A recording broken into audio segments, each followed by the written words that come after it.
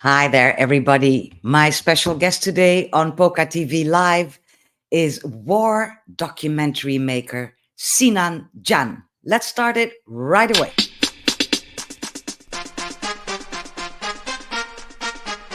Give me this. Give me that. Give me this. Give me that. Give me that.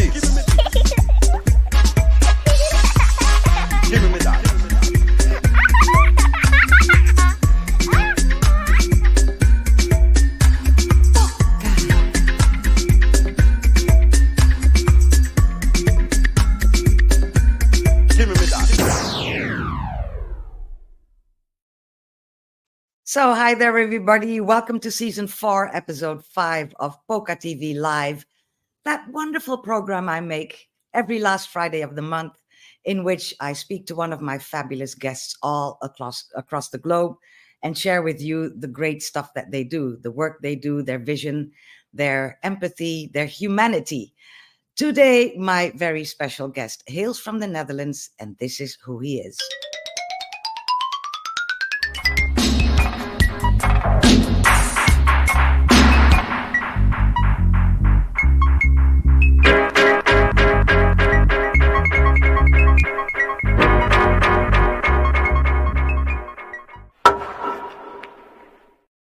So yes, he's war documentary maker Sinan Can from the Netherlands. You will meet him in just a couple of minutes.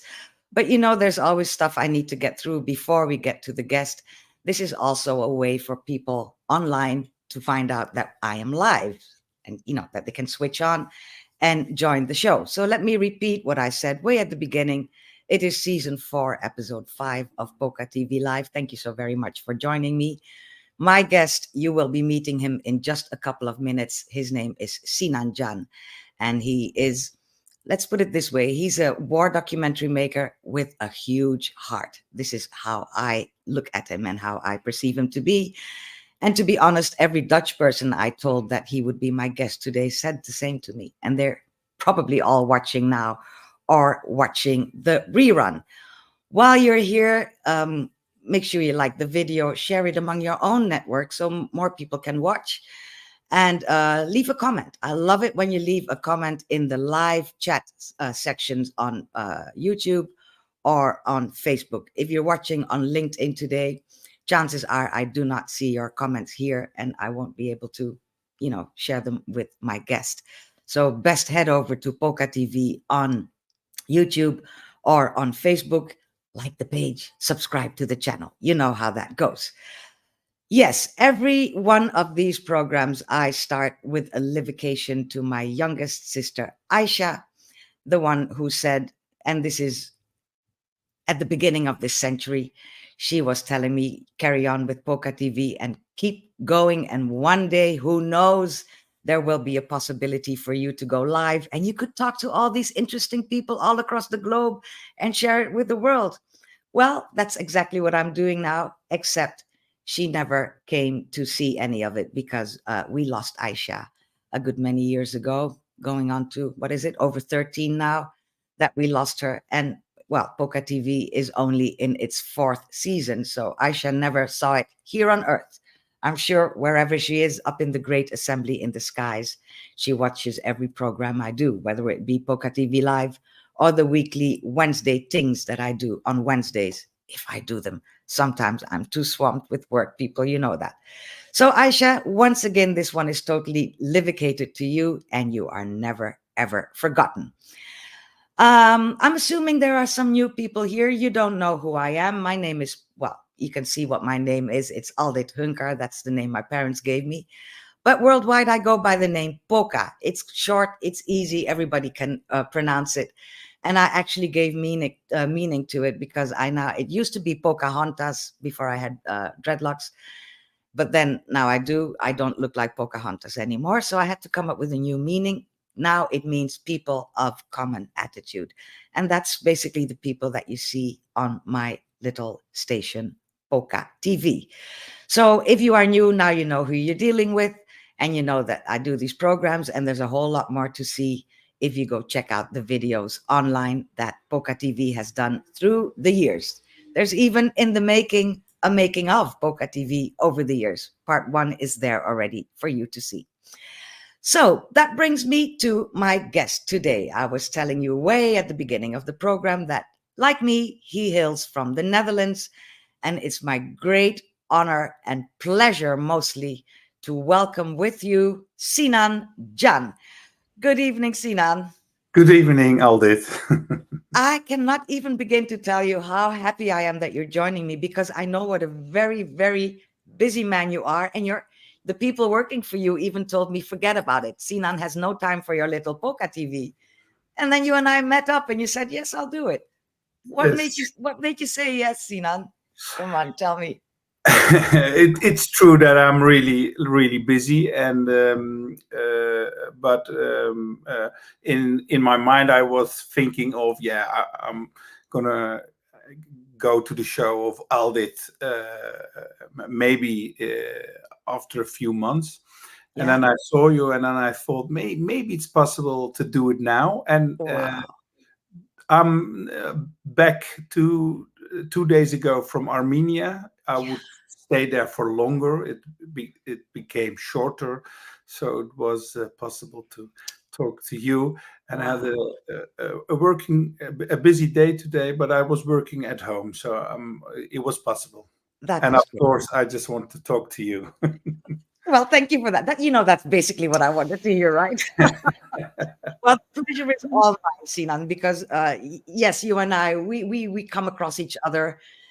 We kind of frequent the same kind of events, and we bump into each other, and it's always nice. And well, I'm one of the many people watching the beautiful programs that you make on Dutch television, and never without my handkerchief nearby, sometimes a whole towel. You always have me in tears, and Wow. I know many people who feel the same. Which is why I call you the war documentary maker with a huge heart. So that's what we're going to talk about today: how you combine that gruesome work you do with being the wonderful human being that you are. There's a lesson to be learned for all of us in just hearing you talk, I'm sure. I'm seeing somebody already in the comments section. I wonder who that is. Let me just check it out. That is my friend in Jamaica, Donna Mattis. She says Sawubona, which means I see you. And she's looking forward to the discourse. I was telling you before the show started, Sinan, I have more viewers outside of the Netherlands than in the Netherlands, which is one of the many reasons I do this program in English. So welcome, Donna. I'm sure that you, of all the people I know, are going to enjoy this program, and especially as you don't know about Sinan yet, which is what we are going to take care of right now. So what I do at the beginning, before I start talking about your life, is I like to show you a short clip of my previous guest, Sinan. Mhm. And my previous guest was Senai Gibriab, the professor of artificial intelligence here in the Netherlands. And we talked mostly about AI, but one of the things that he said, I think will apply to our talk today. So I would like to let you check it out and maybe give me a response, a reaction. So here it goes. Last time.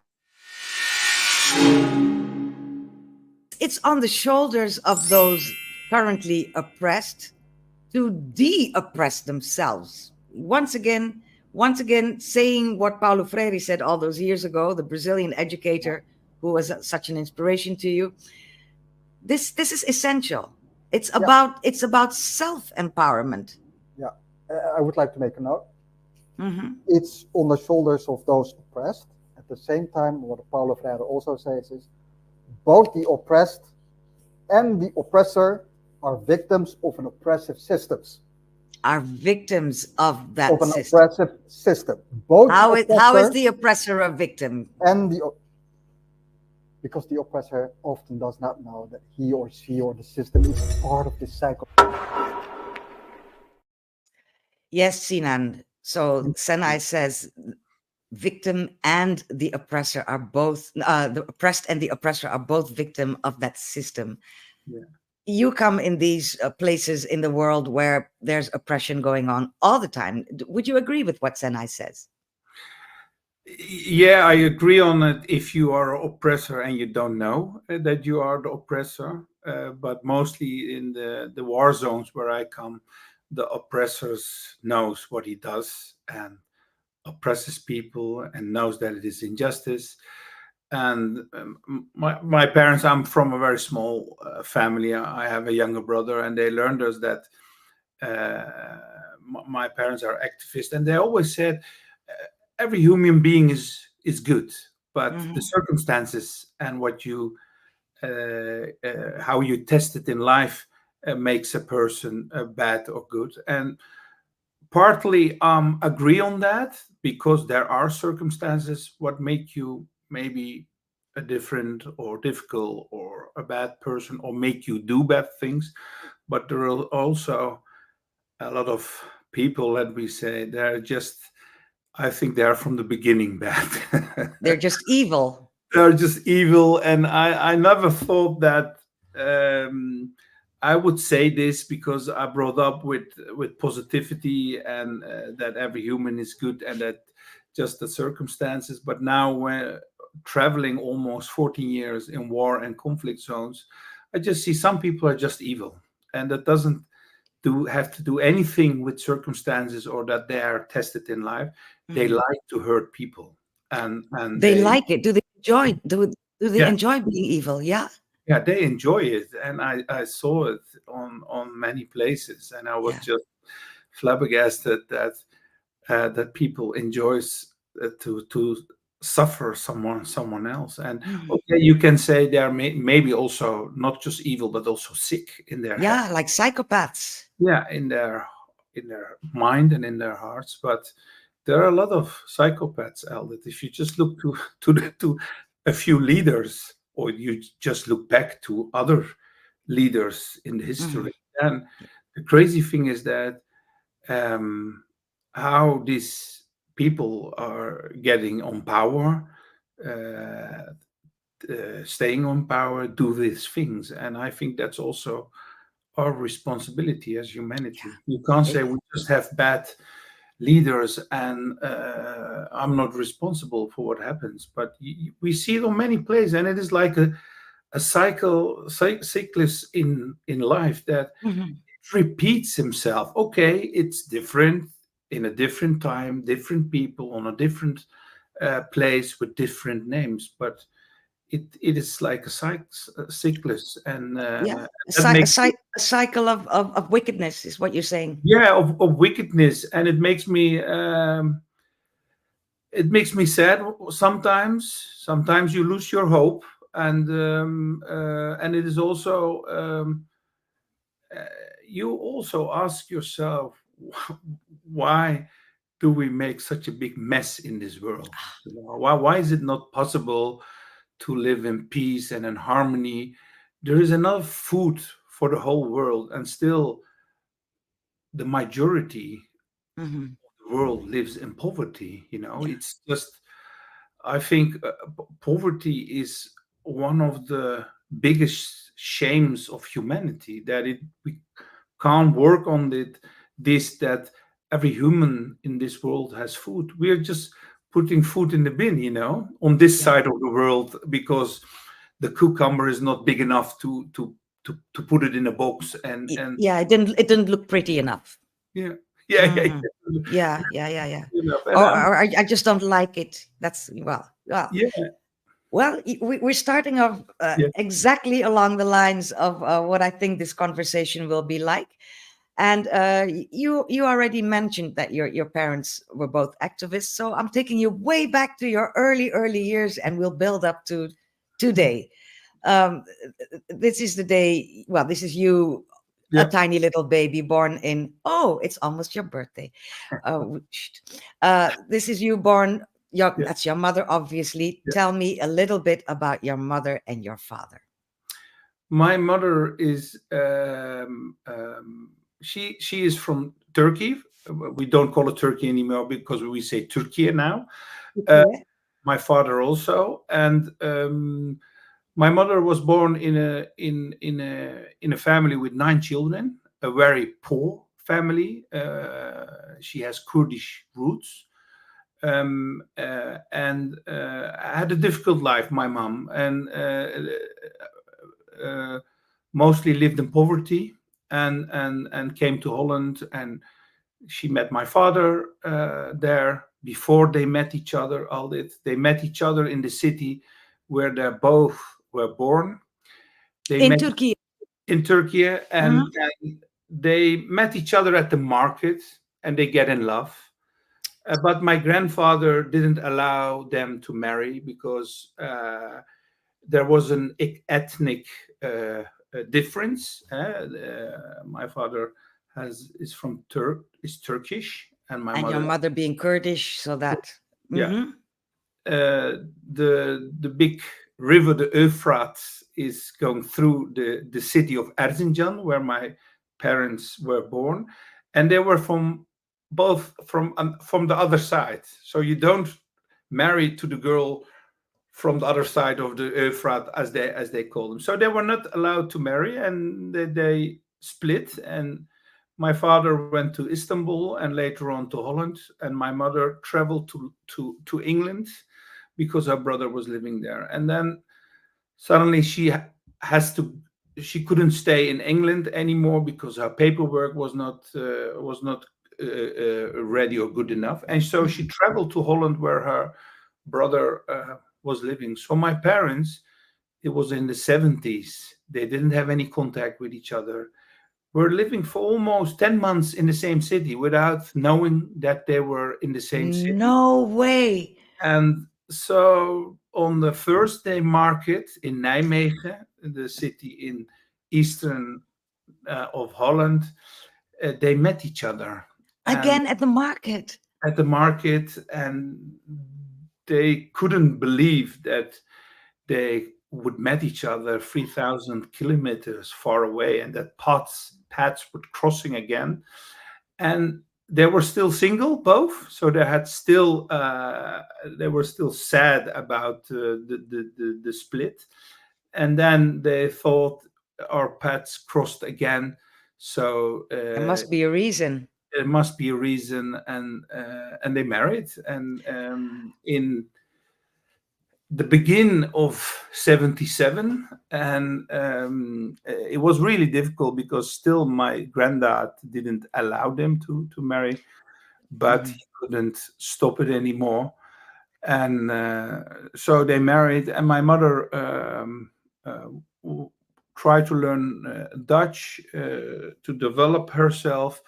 And then in one way she became chairwoman of the woman foundation in Nijmegen. There was a small group or woman who had organized themselves, and she did a lot of social work, my mom, and really activist. Still, she's an activist. So we have some discussions sometimes, and but she's a really a power human, and I wouldn't say power woman because that's very cliche, you know. I know what you mean, though. She Yeah, does what she has to do.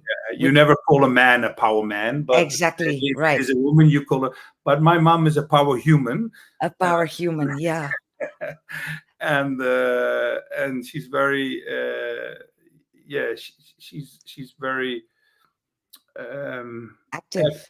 still a social worker, but also in voluntary work, and is very important in my life and what she gave to me. And I've been brought up between the women because she always took me to the places where women were, and she was, of course, the chairman of this woman foundation. Right. So she It kind of introduced you to all kinds of people and situations, and taught you at a young age to be invested in the community that you are a part of. Yes, my mother also told me to fight against injustice. That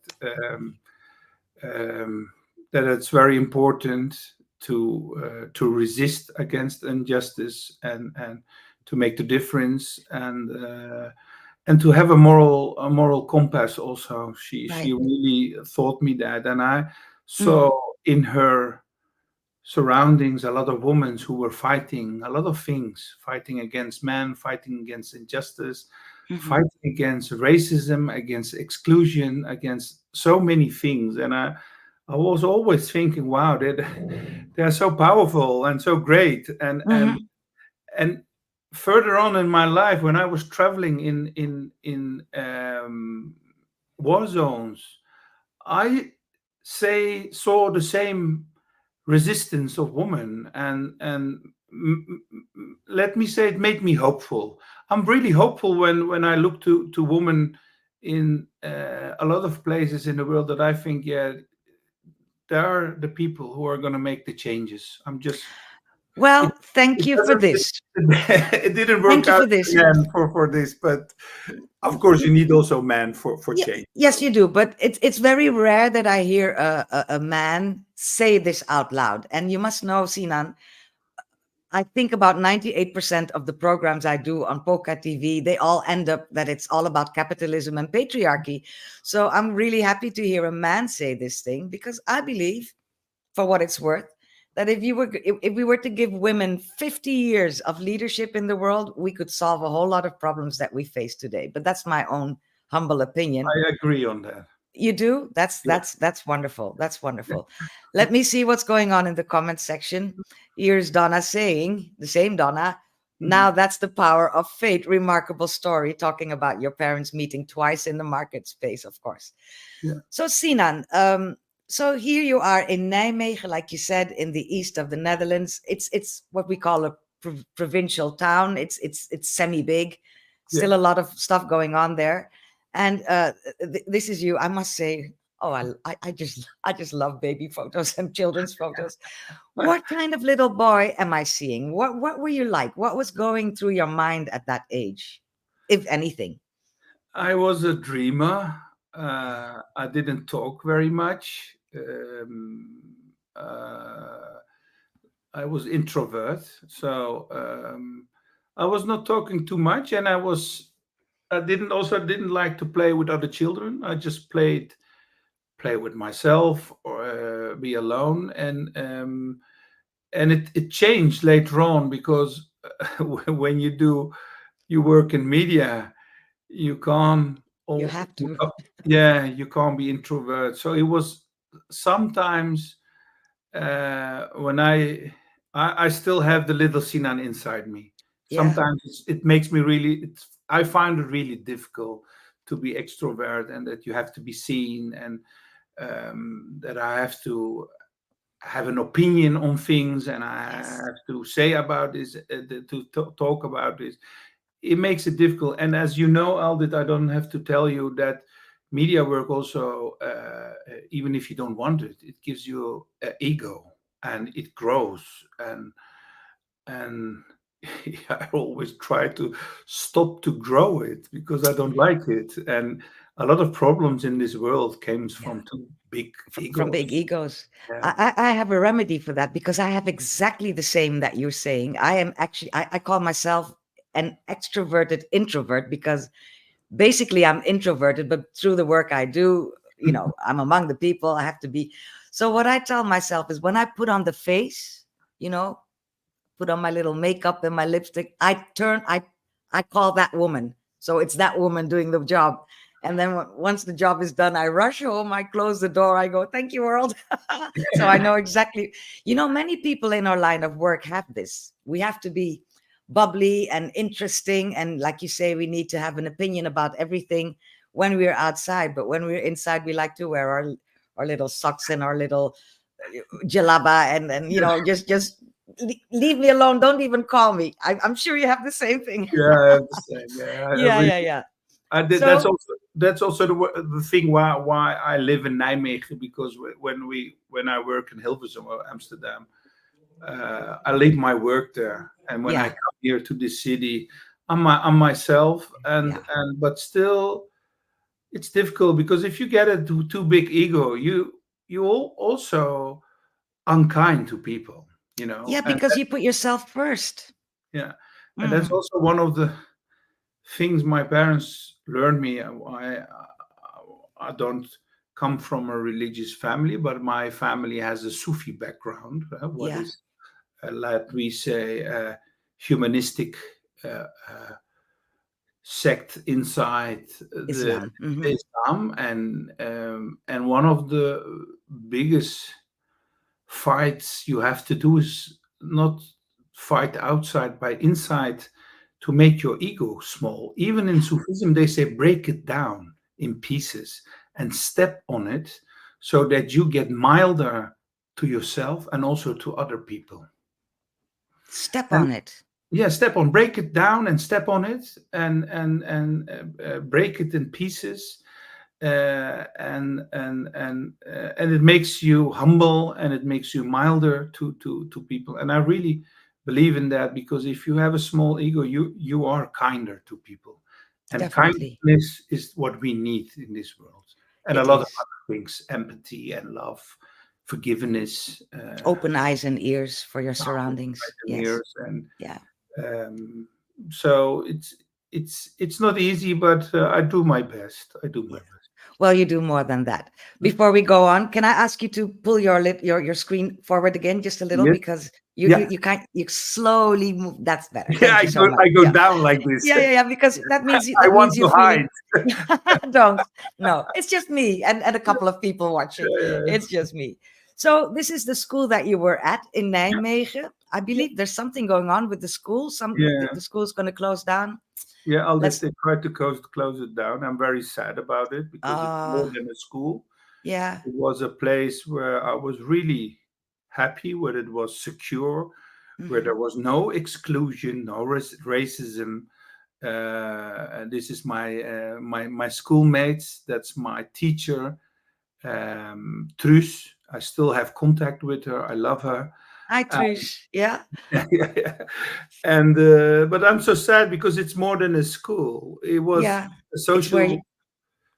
social place, and you see, I stand there and I have books with me, because they also taught me to love books and to read books. And yeah,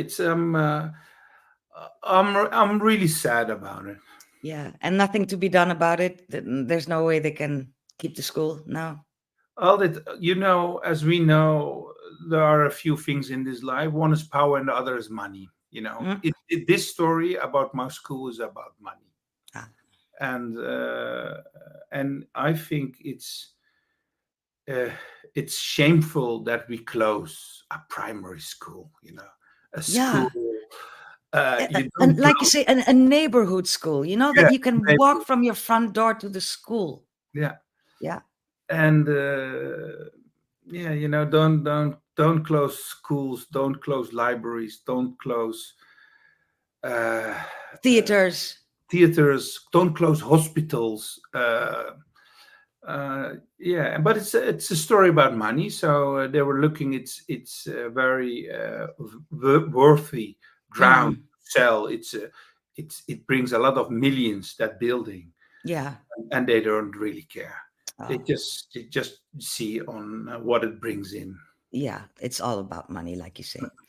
Well, whatever happens with the future of the school, we have to be glad that you went there and that you had a teacher, Truus, because she did instill in you, of course, next to your own parents, this sense of what is wrong and what is right, what is fair, what is unfair in life, and we're taking a huge leap now, but what it brought you to be is the war documentary maker that we know you for here in the Netherlands. You are people out watching outside of the Netherlands. Sinan is really, really very famous in the Netherlands. So we see you in this kind of situation, wearing a vest, always never knowing who's going to attack you from which side. Doing your work in the most dire of circumstances to get home to us, the people sitting in our lazy chairs, the stories that happen all across the globe when money gets into play, when power gets into play, when oppression gets into play. That's when you get on a plane and tell us the stories. Not on the news, but in beautiful documentaries. Like I said, you need a towel next to you when you watch them because you're going to cry. You are going to cry. And in doing that, Sinan, you risk your life. And it sounds almost romantic, to be in a war zone and to wear your vest. But you and I know that, for example, newsreaders hardly ever go in the places where you go. They stand on a beautifully lit balcony in their hotel room in a different city of where something is happening and telling us what's happening in the other city. You, my dear, you go right in the middle of it. I do have a clip and I want to show it and share with the people how it is that you risk your life to come home with the stories that we love you so much for.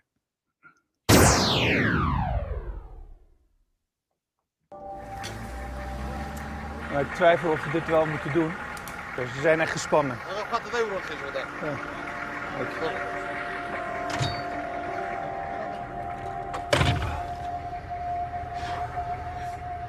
Ik heb nog niet eerder in zo'n situatie gezeten.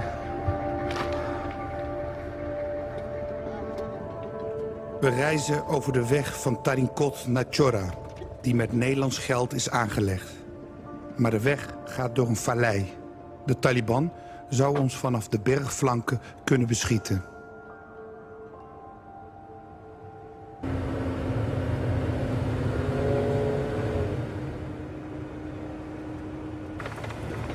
Er wordt geschoten op.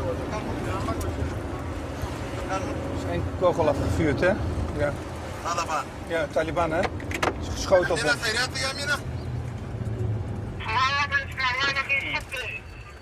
Vanuit een afstandje.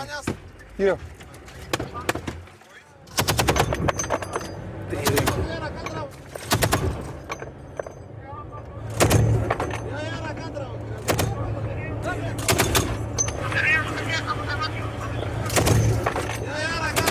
Er wordt flink geschoten. De Taliban schiet op ons.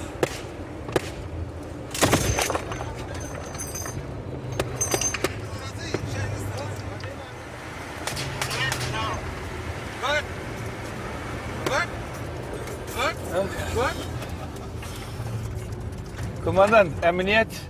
Bale? Emniyet? Oké, no problem. Oké, hij zegt dat het veilig is.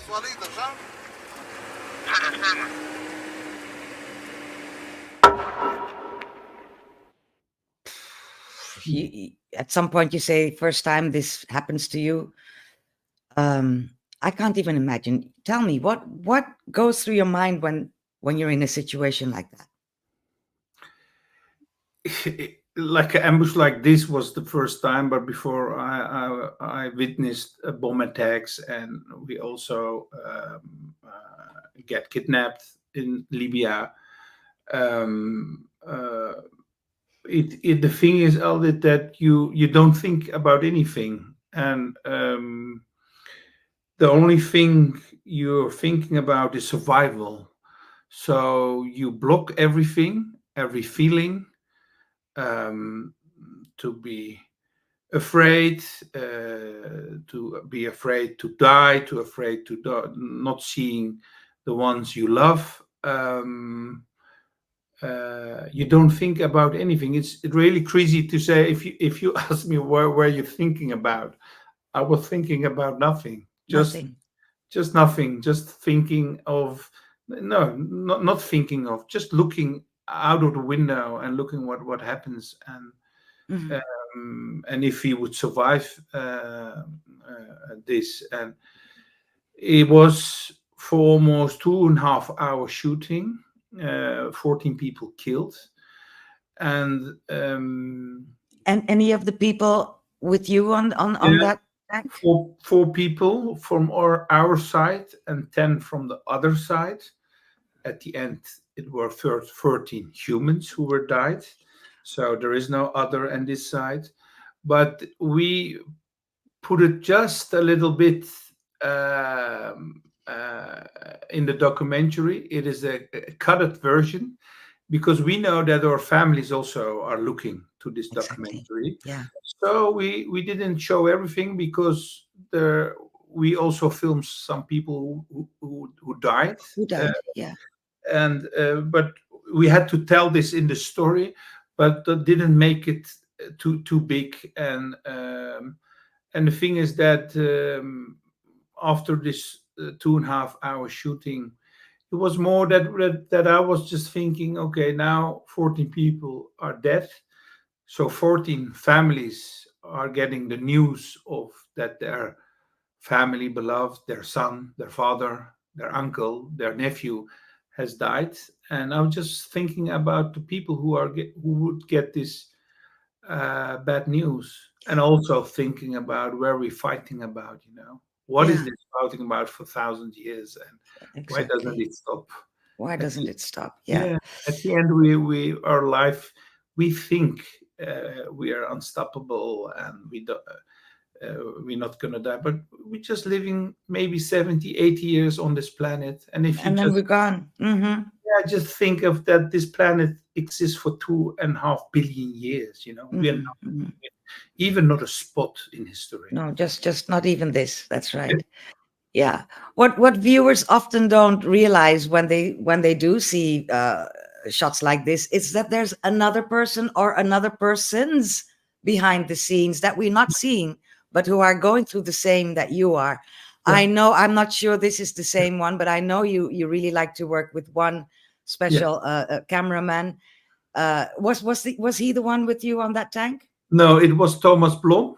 It was Uh, Thomas. Oh, I worked with Thomas, yes. yeah, But I just thought, let Bruce be the pars pro toto for all the camera yeah, I people. know. But Thomas was in that scene. It was Thomas Blom. He's a director. He's not a cameraman, but he was Right? also filming. But normally, I travel with Bruce as cameraman from Mm, 2017 until now. mm, And with Bruce, we also had a lot of things in Afghanistan, in Iraq, in Syria. A few days ago, we were in Armenia. Before that, we were in Israel. So Bruce is let we say, the first cameraman who always travel with me and is my travel companion also. And he's not wow. only the cameraman, but he's also a friend of mine. Right. I thought it would be, in place to just give him this respect as well, because Thank you. Yeah, yeah, he does, because it's true what you said, Aldit, that we never see the people behind. We always see the person who is in front of the camera. that's And right. mostly people also always say to me, you made a fantastic documentary. And I always say that, but We did. we did. Yeah. I'm not working alone. Yeah. It's not like to write a book or an article for a newspaper, what you maybe do by yourself. But I need these people. I need a cameraman. I need a director. I need someone who's editing. You need an editor-in-chief. You need a lot of people. You need This a lot of really people. teamwork, and especially when you make a documentary or whatever. Yeah. Exactly. It's only on PocaTV that one person does everything, Yeah. but really that is a very rare situation. It is. Yeah. Oh, it's getting dark. I wonder if Yeah. you have a little light you could put on. Of course I have. Of course. Please do. Please do. Yeah. Yeah. Yeah. We don't want to miss anything of what Sinan is saying. it's There awesome. you go. That looks great. Yeah. That is- Excellent. that- That's a lot better. Thank you so much. So you going around the world, well, you mostly in the Middle East, from what I know. But I wonder if it is the Sinan within you that we're seeing, or is it the Sinan that came about because you do this work? Because this picture is one that, it grabs me by the throat, because look at you there. You're a big guy, really. You're twice my size, length and in width. And there you are, desperate. And this is what I admire you for, that you can do that work and still be the loving person, actually sad about what he sees. In no way has everything you've seen so far jaded you or made you go, oh, that's another dead person, or whatever, never. Can you tell me, is this the inner you that we seeing in the show, or is it an inner you that you have acquired by doing this work? I think it's both, Aldit. And on one side, this is me. I'm a very emotional person, and I will never get used to a dead human. And I also didn't really choose. I choose for journalism, and I want to be an investigative journalist. But it was not my wish to become a war journalist. There was some. It was. Yeah, how can you say? I didn't plan it. I wanted to do journalism and investigative journalism. That was good, but I didn't plan to be a war journalist. And I became the war journalist. I didn't really wanted this. And the thing is that when you are emotional, this work it makes it gets harder for you. I think that I am not that this work doesn't fit me, to be honest to you. And We're going to talk about that in a little bit, because that's exactly a question I've been wanting to ask you. But for now, while you're doing it, what we see of you is you're always consoling somebody. You always have a child on your arm. yeah. This is always the human Sinan that we're seeing everywhere you go. And this is maybe shortly tell us this story, please. But in short, because look at the time we've already spent. Please tell us this story. It's heart-wrenching. Yeah, this is a small girl. She is in a refugee camp in Greece. She is a Yazidi, as we know that they suffered a lot because of ISIS in the Middle East. And she's very sweet, and you see her smiling, and she was crying. And then I went to her, and I tried to hold her hand and talk to her, and then she started smiling, and it always bring me also smiling. But they cut her hair because she did herself a lot of pain. The parents told me. So I don't like the word disabled, Aldit, because it's such a rude word. And I was just thinking that in Persia, in Iran, in old Persian language, when somebody has a disability, they have a soft word for it. And for What is me, that? to give you an example, when someone is blind, you don't call them blind because it's rude. So in Iran, in Persia, they call him Rushandil. And Rushandil means he or she who looks with his heart, Oh, You don't use the word blind. And for every disability, there is something, a sweet and a soft word. And when you ask me, what is civilization? Civilization is how you treat each other, but also how you speak with each other. yeah. And this, I don't know where she is. She was at a refugee camp in Greece, in bad circumstances, to be honest, in Lesbos, on the island. And I hope she is somewhere in safety, and is hopefully is smiling as she smiled to me. Definitely hope so, because this picture was in 2016, I believe. So we're 8 years on. Let's hope she's doing well, and that she doesn't hurt herself anymore, and she's finding some way of coping with the blows that life has been giving her. Let me look quickly in the comments section. Yet again, it's Donna. Donna is fascinated by this program, as I knew she would be. I consider the documentary maker a part of the oral tradition, is what Donna says, going beyond stories that come out of authority or mainstream media to bring out the stories of the people, the stories that go unreported. That is the value. I'll let you respond to that. Do you agree with Donna? Yeah, I definitely agree on it. And that's also what I find very important. And I was in Iraq, and I said to a man, I just want to quit this job. I just want to do something else, make some positive programs, with Like a lovely travel program that we see you in hotels drinking pina coladas. wine and going to Italy and make a travel program and things like that. Yeah. And then he had some wise words to me, and I said, real hell is when nobody sees you suffering. And he said that to me because he said, your colleagues, you journalists, you have to come to these war zones and conflict zones so that we can share our stories or voices so the world can hear us. If nobody sees us, then we are real in hell. And I was thinking about it, and I thought, yeah, that's true. Hell is when nobody sees you suffering, and so it is our word. It's hard work. It's difficult. It breaks your heart. It puts some traces on your heart, on your mind, on your conscience. And I find it really hard. It's not that of course, I'm very content of what I'm making, but it's not that when I awake in the morning that I say, oh, I'm so happy to go to Syria or to Iraq or to Yemen or to Afghanistan or to Libya. Yeah.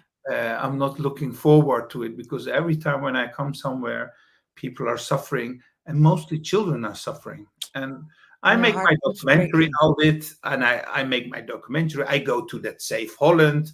People are looking to my documentaries, but it doesn't change anything for the people there, and that makes it really difficult for me. Yes and no. I know what you're saying, but that's why you make a difference, because Sinan, you are personally invested in some of the topics that you do. And you go above and beyond your duty as a journalist. You actually care for people that you interview, that you come across on your travels. One such person that you found here, but with a story out there, is of course Ilyas. Yeah. I think this is the documentary where you became kind of mainstream in Netherlands. Everybody saw this. Everybody was there crying. Tell us shortly about Ilyas. Yeah, Ilyas is a Syrian refugee child who came with his family to Holland. He had to leave his town, Aleppo, but also leave his school. Mm-hmm. The only thing he took with him was his school picture. Yeah. And as everybody has a school picture, and from time to time you look to the picture and you think, what is he doing? What is she doing? Where is he? Where is it? And he had his picture. He gave this picture to me, and I tried to find his schoolmates.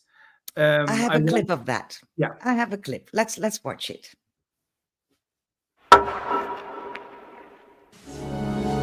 Ik heb hier de foto's van onze klas. Ilyas, waar sta jij op de foto?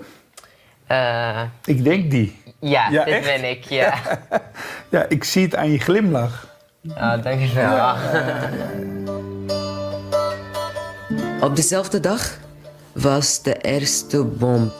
We waren net klaar met de foto en we hebben het gehoord. En allemaal waren onder de tafels. Ik voelde het gewoon dat een oorlog gaat gebeuren. Hada Ilyas Zahra.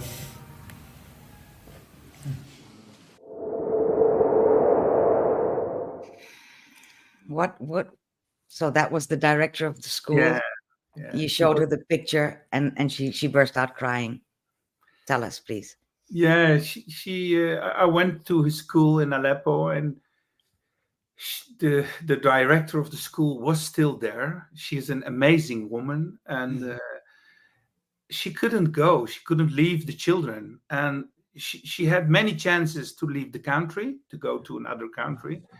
And every time she packed her bag, and in the morning she would go, and every morning when she opens the door, she starts crying and closes the door and leave the clothes and goes to school to the children. And she said to me, Sinan, I was really in danger here. Aleppo, they were bombing Aleppo, but I couldn't leave them. And this was the only place where the children felt themselves safe. They were not safe because there was also a bomb felt on the school. But she did everything, and when the bombs were exploding, they were singing very hard and playing games and things like that. And then when I showed this picture, she started crying because she sees every child who was at that school as her own child. She loves children, and I never saw, not never, but someone who really lives for education and for children, and that you have plenty chances to go, that every morning you take your bag with you and you open the door, and every day you close this door and go to work, to school, because the children are there. She's still there. Yeah. After from 2010, let me say, the civil war, and 2010 the civil war in Syria started, until now she's still there, and I really love her. And these are the people who make the difference in this world. And once James Baldwin said that the world is just fucked up, but it's held together by those few people who have love and compassion and passion for humanity. She's also one of them. She's one of them, yes. And within that whole sordid situation of what you're telling us about Syria, children being left behind, things happen. Things happen in which we see that even though we are in full desperation, thinking about all those children left behind, things are happening. And this is a beautiful example.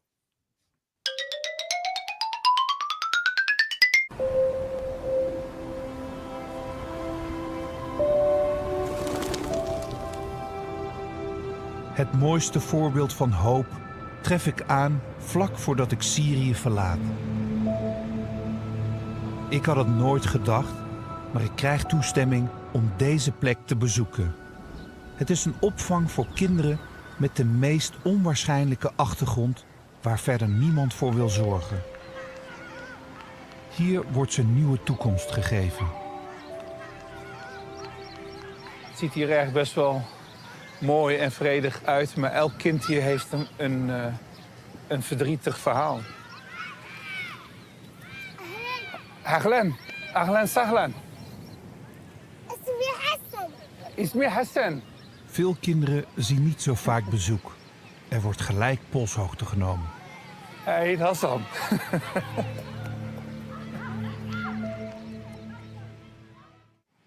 How do you teach children to live with each other? کسی گو بون سبب شهادت ازاروکی ما ایرو زاروکی وام جمع جیان دکن ام محاولات کن گو چاو اماج به ارهابا گو یعنی او چاندا گو بلکیش دی باوی خو گرتنه.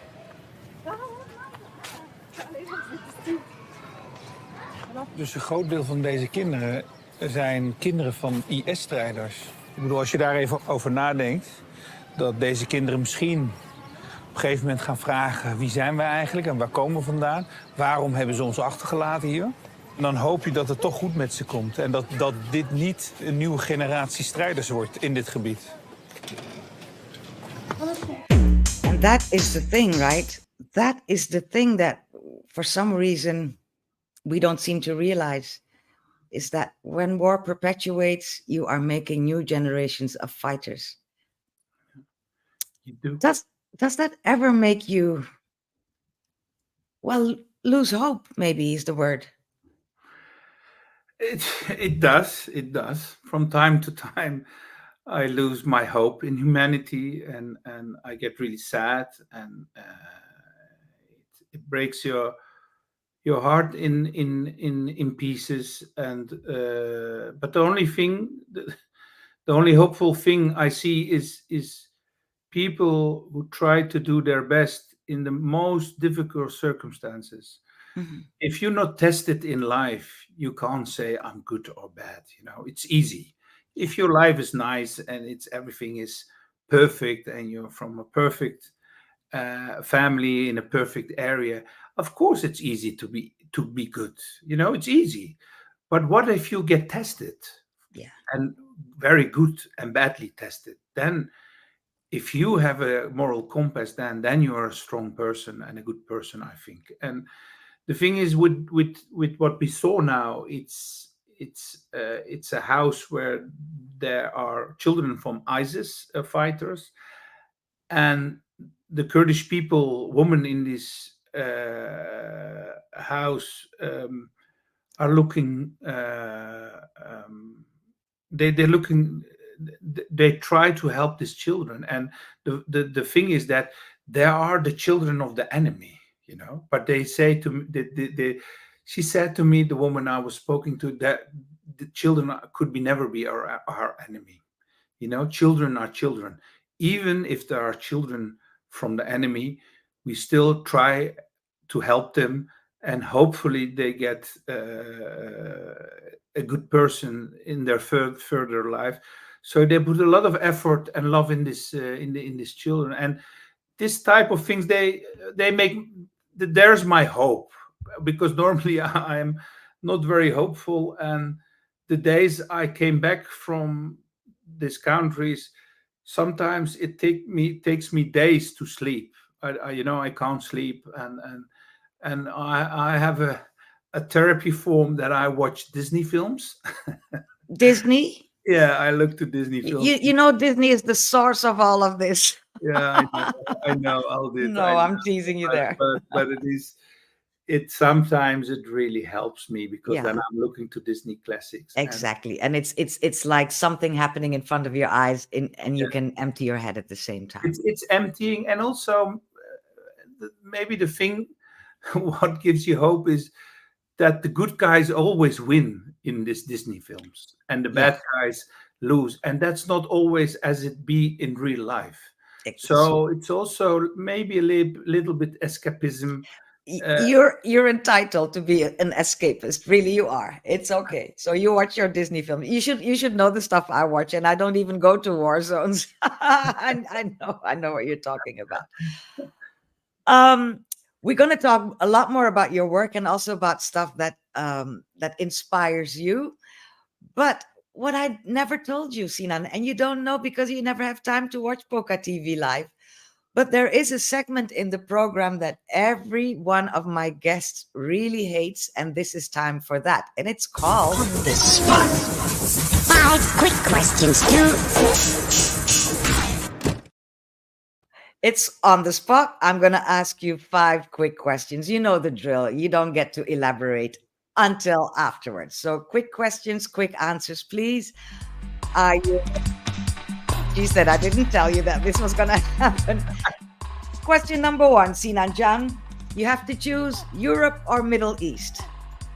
Middle East. Number 2, work more or work less? Work more. Number 3, war is a male thing, yes or no? Yes. Number 4, the West is to blame for just about any war in the Middle East, yes or no? No. No. And number 5, finally, what is the one thing, Sinan Can, that you would never, ever, ever, ever do again? Break someone's heart. Look at you. I'm going to give you the opportunity to elaborate on one of these 5 questions. Which question would you choose to elaborate on? I think the question of the responsibility of the West for the Middle East. Right. And you said no. Yeah. Okay. Yeah. Enlighten me, please. Of course, the West has his responsibility in a lot of wars in the world, as we know, and we know it also for many years. but they're not the only responsible for this. Also, the people themselves are responsible for how they live. The people in the Middle East, and before the West was in the Middle East or was involving in the Middle East, there was war in this area. So it's like it's something in the DNA of people of this region, but there is for thousands of years war in this region. And of course, there are many things I blame the West for involving, for how they do trade on things, Set up slavery, parties against each other. yeah, slavery and whatever, a lot of things to blame, but there is also responsibility from the people themselves in the Middle East, and so they also have to learn, not just them, the whole humanity has to learn how to live with each other. It's Yeah. Martin Luther King who said, we have learned to swim like fish and to fly like birds, but we didn't learn to live in brotherhood on this earth. And that's the thing what we should learn, whole humanity, to live on this planet. It gives us so much. It gives us life. It gives us oxygen, food, a place to stay, a house to live, a lot of things. And we have to share things better and be some tolerant and more lovable to each other. And then world gets heaven and not hell. And now there are many places are hell on this earth. So why is that? What is it in humans? Because I mean, our brothers and sisters in the animal and plant world, they kill each other, but they kill each other for food. We kill each other because we feel like it, because we want to play boss over somebody else. We want your territory. Yeah. We want your woman or your child or your husband. We've got all these unnatural, I guess, unnatural what's the word I'm looking for? Reasons to do really evil stuff. What is it in humans? It's many things, and you named a few things, and you have also greed, you have power, you have ideology, you have religion, ethnic clashes. We see there are some ill leaderships in the world who make a lot of wars. I think we are a little bit doomed. And if there is a God, when he looks to the world, he must think, I didn't did a good job. This is Probably a lot of so probably God was a man after all. There's a lot of production fails, and I didn't do this well. And just look at I'm 46 years old, and I can, it's the Iraq-Iran war, Afghanistan war, the Cold War, the Yugoslavia war, Rwanda. I can mention so many things, and it that's goes very on and sad. on. Yeah, and it's so sad because the human is also great in art, in culture, in many things, in science, in literature, in making beautiful films, making a lot of beauty in friendship, in love. And still, after thousands of years, we can't live in brotherhood and in harmony with each other. And that makes me sad, and I don't think that will change. Unless there's at some point in the future that you and I will not be a part of, there will be humans 2.0. I Let's hope hope. so. Maybe we have to go to Mars or something and start again, Yeah, but look who the guy is who wants to bring us to Mars. I don't trust the guy for one little second, and I will never get on his spaceship, ever. That's true. I also don't trust him. You did mention the literature, the poetry, the music, and all of that. I know because I read up on you and I've seen you say it many, many times.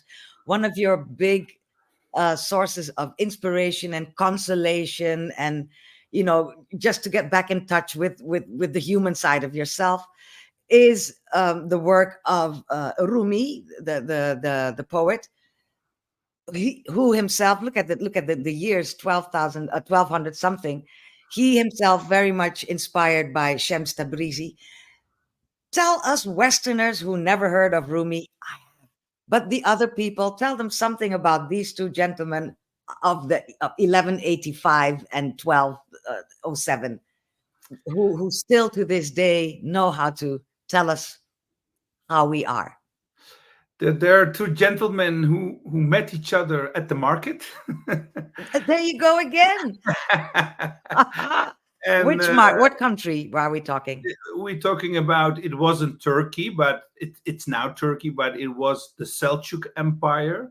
Before the Ottoman Empire, there was the Seljuk Empire in Anatolia, what's Turkey now, in the city of Konya. They meet each other at the sugar market. The sugar market. Yeah, at the sugar market in 1244. And it was a friendship. They became soulmates, and they really inspired each other. I have to say that Shams inspired Rumi. Rumi was an Islamic scholar, a teacher, and after he became, his friendship with Shams started, he also changed. And he always said that the human who can reflect and change himself can change the universe. And then a fantastic friendship started. After 4 years, Shams has been killed. And then a long way of sadness and loneliness started for Rumi. But in that period, he wrote Divan-i-Kebir for Shams. And I think it's one of the most beautiful things what a human has written for another human. And so you see that you need something to fuel you, like Shakespeare lost his biggest love. Oscar Wilde ended up in jail. Dostoevsky was almost killed for a fair peloton. So you need something in your life that, let we say, to touch your heart. Yeah, start to fire. And Rumi became famous because his message of love, of tolerance, of hope are now for almost 800 years with us, and he's very popular among a lot of people, also for people in the West, because it gives you hope in the most dark moments of your life. And I always take his book with me, mostly when it gets really difficult for me on these places where I have been, that I read a little bit of him. I listen also a little bit to music, to Ludovico Einaudi. That's also helped me, and this combination works. And then it's like you get some light in the darkness. Yeah. And he says always that don't worry if the lights die and flicker. We have the fire in our heart to rekindle it. Yeah, to rekindle it. Yes, that's beautiful. Well, I thought, you being on the road and so very busy these past months, because I follow what you do, Sinan, you don't have a moment to sit down. I thought maybe to soothe your soul, I would share a poem of Rumi's with you, but I'm not going to be the one reading it.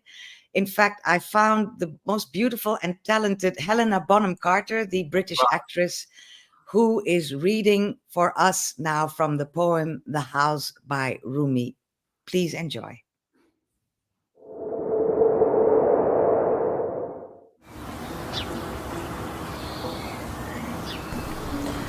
This being human is a guest house. Every morning, a new arrival. A joy, a depression, a meanness. Some momentary awareness comes as an unexpected visitor. Welcome and entertain them all. Even if they are a crowd of sorrows who violently sweep your house, empty of its furniture. Still, treat each guest honourably. He may be clearing you out for some new delight. The dark thought, the shame, the malice. Meet them at the door, laughing, and invite them in. Be grateful for whoever comes, because each has been sent as a guide from beyond. How very, very beautiful. Yeah, it's very beautiful. I didn't know that she that Helena Bonham Carter that she wrote read this human guest house. It's one of the most beautiful poems, and it's about human emotion. You know, that we get sad, we are happy, we get angry, but you know, accept them all. You They're can't. part of you. Yeah, you can't leave a guest out of the house, and even if he is angry, you have to let him in, and also to deal and cope with this, you know, because that's also what Rumi says, that also your, let we say, less nice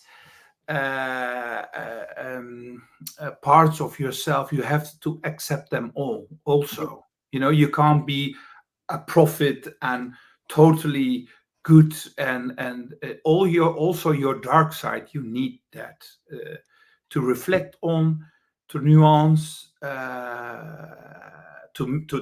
at the mirror, to mirror is very important in Sufism. It's looking in the soul. It's beautiful, and it's Sufism, and Rumi is also about reflecting and try to become a better, wiser person. Not to get a perfect person, but to get better. The best version possible of yourself, maybe. Yeah. Mm. That's why they also. There's a lot of similarity between what you're telling me about Sufism and Rastafari. I'm not sure you know, but I have a whole life in Jamaica in which, you know, I have many Rasta friends, and I thought they are the ones teaching me a little humility, because, you know, like you say, you need this kind of lesson to understand. So does Rumi in any way help you when you're out in the cold, dark, enemy places of the world, where everybody is the enemy and everybody is the friend, but you have to deal with your situation there? Does at moments like that, do you feel Rumi near you? Yeah, I feel near him. It's like he's my companion, my travel companion. He's always with me, and he is like light on my path. And even in the when I also lost my hope, I always read him, and I just see that you mustn't lose your hope. You have to be hopeful, because if you get hopeful, maybe things are changing, and maybe not as fast as you want to, but even at the most dark places in the world, there are a lot of lights there. You know, a lot of people who do their best and do a lot of fantastic things for humanity. You know, it's we don't see or hear them always, but they are there, and they have a heart,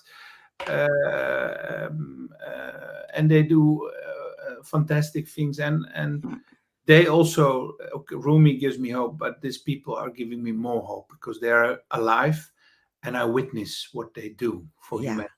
Yeah.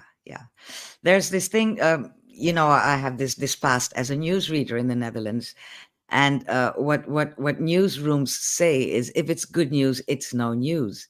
I always objected to that, because I don't see why good news shouldn't be news. I mean, why not, you know, have one piece of good news in between all the killing and the whatever it is that we see every day on the news? What do you say? What do you say to that? Is there a reason why we're not sharing good news and good stories? I think there is a reason, because we have this cliche thing: good news is not news, but good news is also news. Good news gives you hope, and I think it was this Israeli writer Harari, he said, we need a news diet. We A have, news diet. Eat yeah, less. Yeah, yeah, live more. Yeah. yeah, less news, because we get a lot of news, and it Yeah. is a lot of negative news Yeah. also, and that's too much in a day. Mhm. It's too much, and so we have to find a balance in this. And I thought that, of course, if there is a war or a national disaster, you have to report on this. But Mhm. why shouldn't you report on other beautiful things? Make a mixture of it, Ah, yes.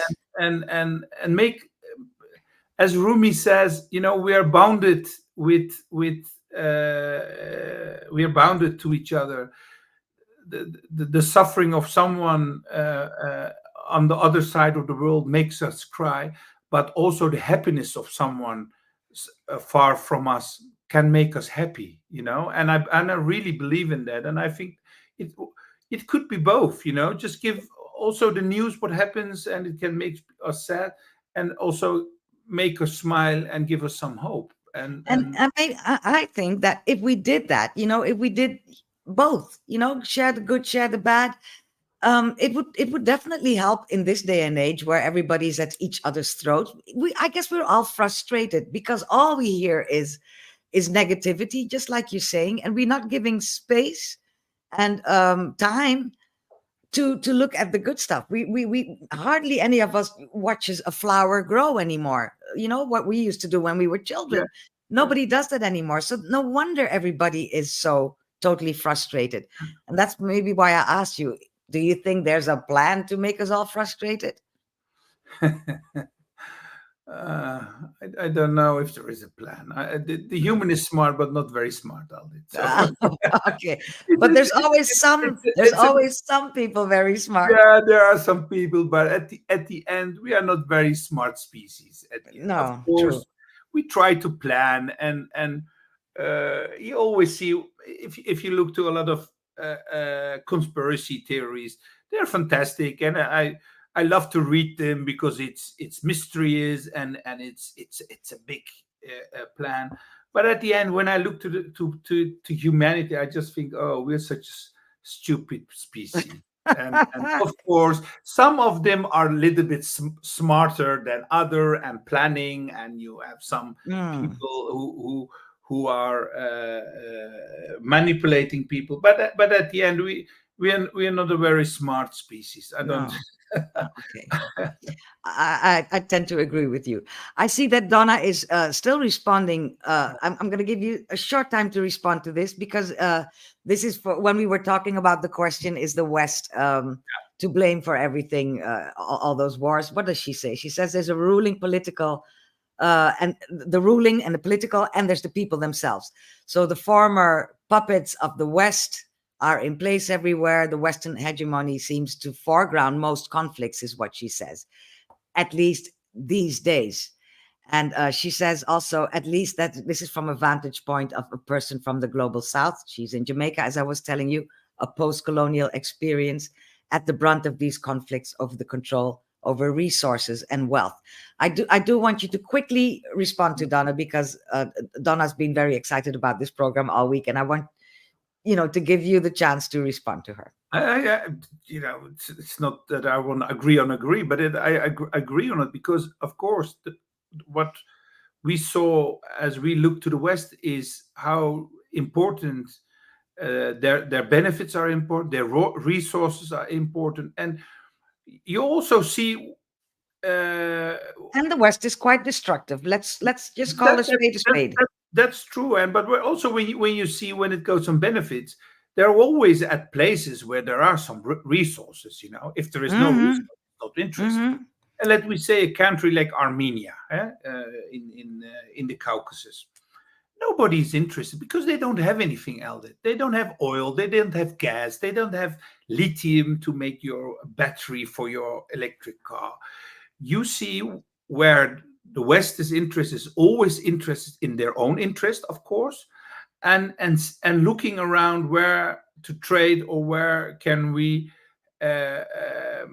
have some power. And of course, it's not the same power as in the 9th century. It's different. It's economic power. Yeah. That you, let me say, Holland. We had Shell. It was a British Dutch. It's a British Dutch company.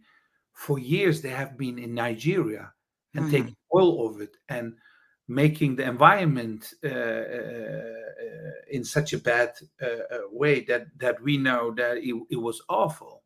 And when you look to it, you see a very, and when you when you see their advertising on clean energy and things like that, but Sure. you're not a clean Yeah. company. It doesn't matter if you are respectful in the West and in Holland. Yeah. We And we the have to thing look what to do in other parts of the world. Yeah, but the thing is, and I guess it is, once you see it, you cannot unsee it. The thing that strikes me is, the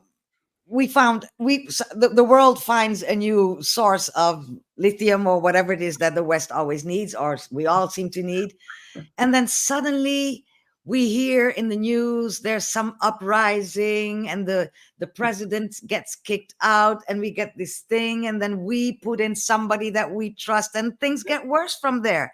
This has happened over and over and over again in recent history.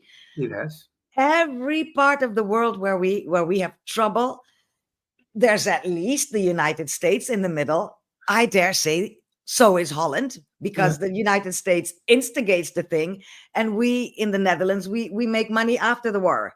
We start building roads and we start building hospitals. So I do have to ask you again, if we look at wars nowadays, how much of it is the West doing its thing that it shouldn't be doing? A lot of Alde. Just look to Afghanistan. Just look to Iraq. Just look to Libya. We can give you many examples, Right. where we have interfere and we make a big mess of it. And I don't, to be honest, maybe but I don't know if there any country where they have interfered and what is very good now and very successful and hopeful. I'm just thinking Korea, Vietnam, Afghanistan, Iraq, Libya, Congo, Liberia, Sudan, Ethiopia, Eritrea, go on and on I and don't have on. any example for you. I don't. Even the what did we call the Arab Spring? Yeah. We were all happy when it happened, and look how it turned out. Yeah. Libya, we can go on and on. Yeah. South America, Caribbean, it goes on. South America, of course. Yeah. Chile, Argentina. Yes. Yeah. Okay, so I guess we kind of agree on that part of the thing. We are moving on because we cannot do this program and not talk about Israel. And we are going to go there. I'm very wary to talk about Israel for many reasons, which you understand. But you did a beautiful thing, and you did it together with my little friend Natasha van Wezel. So you are the guy with the Islamic background. She's a Jewish girl. Both of you in the Netherlands, and what you did, not once but twice. You shared experiences in a documentary. You went out together to find stories to tell us and try to find the humanity in the stories, not saying who's wrong, who's right, but to find the humanity in these stories. How was it to work with Natasha? I have a lot of respect for both of you. Yeah, it's very nice to work with Natasha because she's a very kind person. She's also a friend. I knew her father, a very famous journalist, Max van Wezel. Max, yes, who's not living is not in life anymore. It was very nice because Natasha has also a soft heart, and we really try to build bridges to each other, to the viewers, to people who are standing against each other.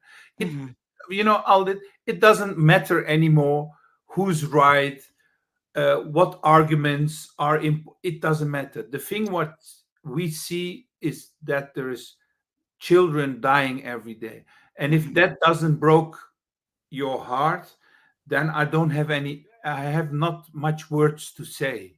Yesterday or the day after, there was a girl whose sister was wounded, and she was holding her like On this. the back, I saw Yeah, that. you saw it, and walking for, it makes you cry, really. And it doesn't matter. It is Palestinian children, even if it's Jewish children or children from China or Japan or It's whatever. children, and they are not the ones doing the fighting and Yeah, doing all the thing. and Yeah. and they're just suffering on what these adults do to each other.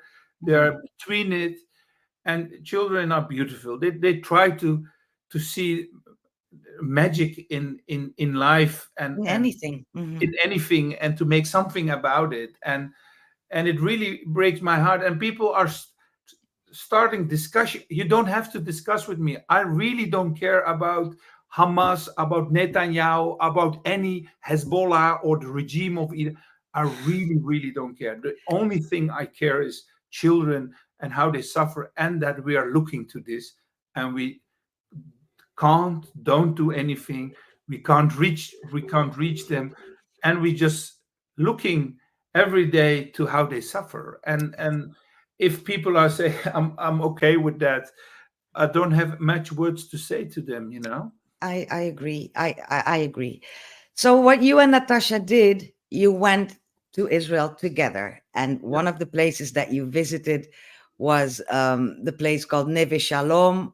That's the Hebrew name, or Wahad Es-Salam, which is the Arab name. Yeah. This is a place where Palestinians and Jews live together. Yeah.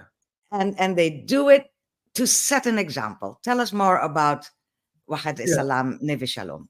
It's a very small village, Aldit. I didn't knew about it, to be honest. It has been founded more than 40 years ago, and they decided, Jewish and Arab people, to live with each other in harmony. Yes. In harmony. Yeah. Mm-hmm.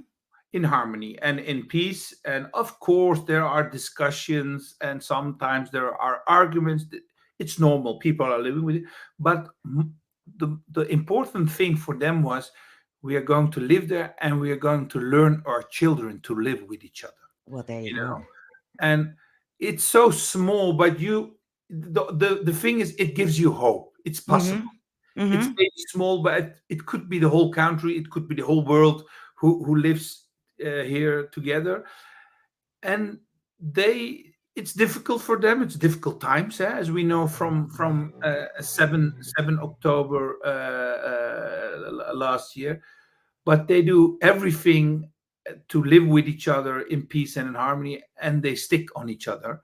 And it really touched me, and it gave me a lot of hope. I thought, yeah, it is possible, It is. Whole village, Yes. they succeed and live together with each other. Yes. Well, it's true. And while you were in Israel, you also you went to one of those demonstrations of Israeli people against what's happening now in the Palestinian areas, Gaza and West Bank. Yeah. I'm going to show this piece because, Sinan, I have to tell you, I even have friends who tell me, no, that's all propaganda. That's just some Palestinians waving Israeli flags and shouting things. But you, my friend Sinan Can, you were there personally. Yeah. So I'm going to show a clip and we'll talk about it after that. There we go. This is proof that it's actually happening.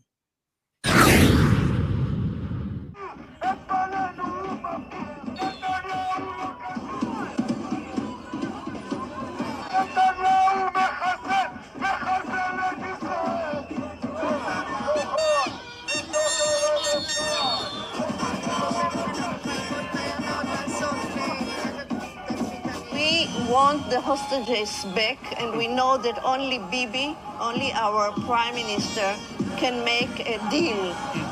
He lives here. Do you think that he sleeps well every night? I hope that not. I hope that he doesn't sleep well, I think that if you are a human being, you cannot stand this situation. You cannot stand it. And, right, Annabelle?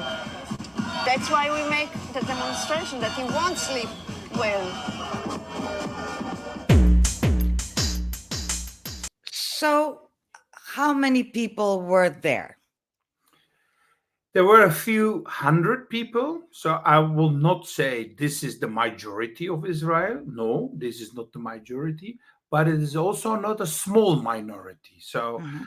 when people say it's Palestinians who are waving with Israeli flags, no, these were Israeli people with a Jewish background who were there. I saw them all. I was there for hours with them, and it really gives me hope because they do this every Saturday, and I believe it's outside Netanyahu's weekend house, yeah, right? yeah, yeah, this Hmm. weekend house in front of Hmm. his weekend house. So Hmm. tomorrow they will do it again on Saturday, and it makes me really hopeful because they're not just there for the hostages; they also want peace, and they want that the killing of Palestinian children stops, uh, and it made me really hopeful and happy to be with them to be with them.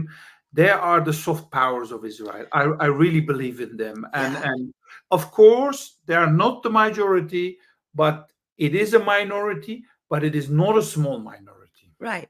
And what it tells me when I saw this yet again, there I was crying and with my towel and washing my face, and my nose was all snotty. What it tells me is because there were even people whose own hostage is no longer with us, and they were demonstrating to say we need peace in this area. So what it does tell me is there that little spark of humanity that we keep trying to find in all these stories that Rumi tells us about as well, that Tabrizi taught us about. It is there. We just need to give it some space. How because you obviously you have that spark. Can you tell those who feel it but don't know what to do with it how to recognize it and how to work with that spark? It's I told you before that when you get tested in life, then we can see where you're standing. And at this demonstration, there were people who had some relatives among the hostages. Mm-hmm. We spoke to a guy who lost his father and mother at 7 October. Yeah, It would be I very, have the guy.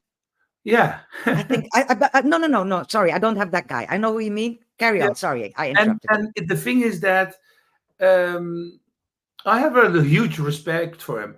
Of course, you're angry. It's very normal, human to want revenge, also, because you Mm-hmm. have been hurt. Your both parents have been killed by Hamas, and still, he says, "I forgive them, so that there will come peace." And so, my parents didn't die in a war, but my parents died for peace. So And that's breaking the cycle of evil yeah, by it is, Aldit, because what we see in this cycle in the Middle East is revenge on revenge on revenge on revenge. A eye on an eye, a teeth on a teeth, make this world blind. yeah. And the only thing to come out of this circle, how difficult it is, is to forgive and to make peace. And that's the only way. This way, what they took now is doomed. Mhm. More killings, more dying, more hatred, and more darkness in this area, more darkness on humanity. And sometimes you just look to it and just think, we made such a mess as Mhm. humans of this world. And how how can we get cleaned? Is it possible with a really hard rain that all the dirt and thing will wash off? But yeah, it's the difficult way, but it's the best way for peace. And there is no bad peace, I think. No, There is a bad war, and peace is good. Is but always good. there is, of course, also that human trait. I saw a very small example of it in my own street today. It's a one-way street, and one of those guys in a little minibus driving around all the shit that people buy online, he came in from the wrong way. The guy was flustered, anybody could tell. But what happened? He got out of his bus and the people coming the right direction had to stop and wait for him. So everybody angry. And I believe the best thing the guy could have done once he came back to his van is say, sorry, people, you all know what it's like when you're waiting for your package. I'm out of here. But instead, what he did is say, no, it's not my fault. And you also, you also buy online and you want me. So he reacted angrily. I believe, but maybe you have a whole different view. In order to forgive, you need to find that little spot in the situation that hurts on both sides and be the bigger one at that moment and pull out that little thorn so that you can, open up communications again with the enemy. How do you think forgiveness works? It works like that. It's you have to find each other mostly it's in small things and details. And this Palestinian poet Mahmoud Darwish said that peace is the apology of the strong to the weak. And say it again. Peace is the apology of the strong to the weak. Right. Because the strong is so powerful. So the only one who can establish peace now is Israel himself, by saying, okay, we're stopping and we want peace and we have to talk about it. Because the weak, let me say, the Palestinians or the Lebanese, they don't have the power to stop this. No. They can demonstrate for peace. So it's the apologize from the strong to the weak, and I really like that sentence also. And so do I. We have to find each other, and I can find 1,000 arguments why you need to go on war, but maybe 1 million arguments to not to go in war. And at the end, people from the thing is, Aldit, what I saw in Israel, the story isn't about hate. The story is about that people are afraid, Mm-hmm. and from to be afraid gets hate comes out of it. Mm-hmm. But mostly they're afraid of that maybe the Holocaust will repeat himself. Maybe they can't live anymore in that area. And of course, when you think about their history and when you see how they have been kicked out everywhere in the world, I understand them as human. I know their history. We know their history in Holland. But we know that their leaders, Sinan, their leaders are doing the same as what happened historically to the people. Yeah. I have a small clip from your own documentary, Bridge Over the Fault Line, that actually shows that. Humor me, and then we'll talk more about this because this is exactly what it's all about. Here we go.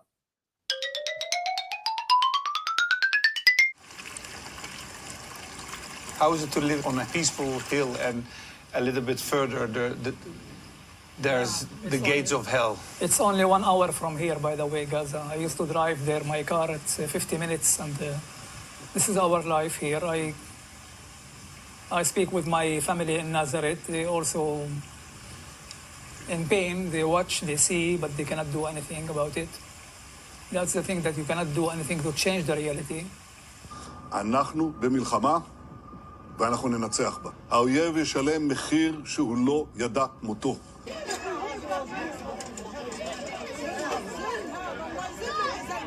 Yeah, that doesn't sound like anybody ready to make peace. No, the thing is where will this end? And will it end? That's the question, because we were talking about leadership earlier. This is not the leadership that will lead to any kind of better situation worldwide, because of course this conflict it influences the entire world. We need some more Mandelas. Mandela, yeah. Yeah, I love him and I miss him. And when you see in the beginning of his resistance, he believed in violence, as we know. But after in his jail years, he saw that violence is not the way to establish anything. After he came, they let him free. he could take revenge on these white South Africans, this Afrikaner. But he knew that from that could be a civil war, and there would be more suffering. And there were a lot of people who have been who were angry at him that there was no justice, and it was unfair, and it's true, if you lose people, you want justice. But when you look to the big picture of what he did, with this the way I really love him. I just miss him, and Yeah. we need leaders with vision and with love and with forgiveness. He was also, for 27 years he has been in jail for doing what, and still, and Aldi, that is what I want to tell you. When they released him, he said, if I walk out here from this jail and I'm angry and I want to take revenge, I'm not free. So I have to leave that emotions in jail and walk as a free man and to forgive. And it's easy to say, but that's why he's great, And he actually showed us that it can be done, and it's not for nothing that South Africa was the first country worldwide to actually say, what's going on right now in Gaza. It's too much like what we know, and there is a way out, but you need to be bigger. Say again. But they were definitely the first. There's 57 Muslim countries, and no one had the guts to bring Israel to the international court. They did, but because the ghost of Mandela is still there, and Madiba is still there. He's not only there; he's in hearts of a lot of people. I have also a picture of him in my house. He's one of the persons who I really wanted to meet. It was a wish of me to see him, and as I know that I was 14 years old that they released him, that I was crying with my parents. You and the whole world was crying. With my parents, who were also crying, because the great man, and for many years my parents didn't get some food from Shell. They didn't want any stuff from South Africa. They didn't want anything who was supporting apartheid in South Africa. But it was some moment of joy, how he was walking that long way, and it was beautiful. The long road to freedom. I still get really emotional when I talk about it, because it's fantastic. He is fantastic. We could talk about it all night. Donna says there's also the narrative where the leadership reflects the society. So you take that one, Sinan. Yeah. You take that one. Is there such a thing as evil, evil people, like as a group, as a nation? Is there such a thing? I think that the Israelis are also jailed, and they're afraid, to be honest. And when people are afraid, then you can do a lot of things with them, manipulate them, mobilize them, and things. Of course, he has the majority. He has been chosen, by the people. So, and I think there is a majority who supports him in this war. That's definitely true. So in that way, leadership is important, and that's why you see that when they had Rabin, it was a chance, They went and killed him. They killed him, and the guys who killed him are now in the parliament. Who supported the killer, who were applauding him for what he did, are in the parliament. It's awful. It's shameful. It's sad. It is. I'm looking at the clock, Sinan. This is the time that I should be telling my viewers that the next episode of PocaTV Live is planned for Friday, November the 29th, the last Friday of November. And if all goes well, and I'm equally excited to announce this, if all goes well, my special guest then will be the correspondent of the Netherlands in the United States, and it will be right after the elections. Marieke de Vries has told me she will be joining me, unless, of course, there is mayhem that day in the United States. In that case, we'll have to postpone it. But it will be almost the last thing she does as a correspondent in the US, because she will be coming back to the Netherlands in January. And she and I have decided that we will be doing a show on November 29th, the same time as the one that is playing right now, 6 o'clock Central European Time. I wonder, would you be watching that, Sinan? Would you be interested in hearing Marieke talk about the United States? Yeah. I will also look to other PocaTV. Oh, you should, because there's many people like us, it's the people of common attitude. Yes. Yeah, I'm sure you will enjoy some of that. I will, and I will do it. And hopefully I will be back in Holland at the 29th, so I will watch it. So. And you can always watch the rerun, is what I say. So ending the show with you, you are now back home. What are your immediate plans? Are you making something now that we should be looking forward to, or are you processing stuff that you have been filming? What's going on? I was a few days in Armenia. I am working on a TV show on the Human Rights Day on the 10th of December, as we know.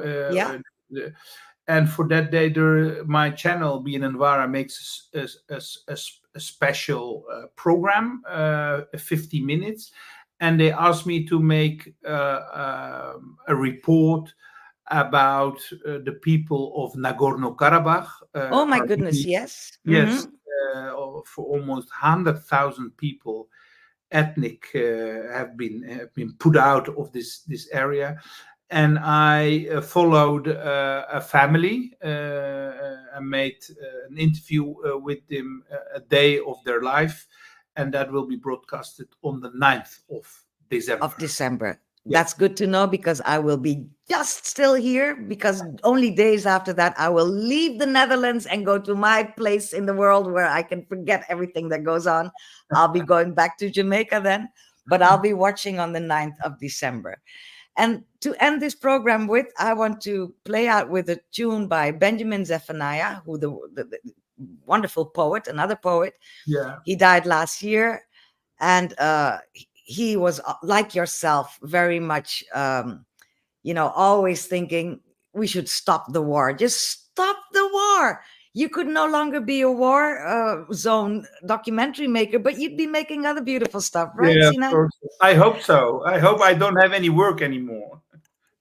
You're wishing for the situation where there won't be any work for you, because that would be right. The war would have stopped.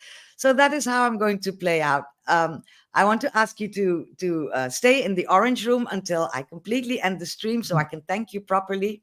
But for now, Sinan, really, hand on my heart, it's been wonderful talking to you. Thank you so much for the work you do. It was a pleasure, Aldit. Thank you very much. Thank you so very much. So. Yes, Sinan is leaving the studio right now. Thank you, Sinan. Wait for me till I get there. And this will give me the chance to tell you once again that I'll be back at the end of November with Marieke de Vries. Maybe in between there we'll have time to do another 1 or 2 more Wednesday things. Just keep abreast of everything that goes on. If you subscribe to YouTube and like the Facebook page, you cannot miss all my news. So looking forward to that time. Until that day, be good, be nice, nicer, be safe, and take care of yourself and each other. Bye, everybody. This is Benjamin Zephaniah. See you soon.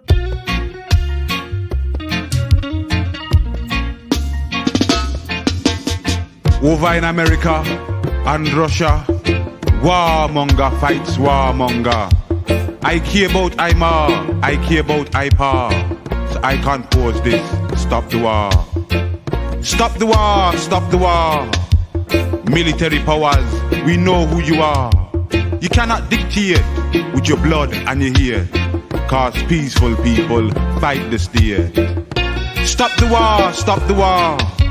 For certain death is near, not far. Hypocrites drive to Geneva in car, pretending them want to stop the war. Cause what we want is love and unity. We want to live together as a happy family. We are citizens of this world, you see, and a peaceful life is a birthright to we. Nuclear free world, a big playground for every boy and girl, every man and woman have so much to give, but first we want the right to live. Stop the war. I care about I ma, I care about I pa, I care about I people I see on I streets and those.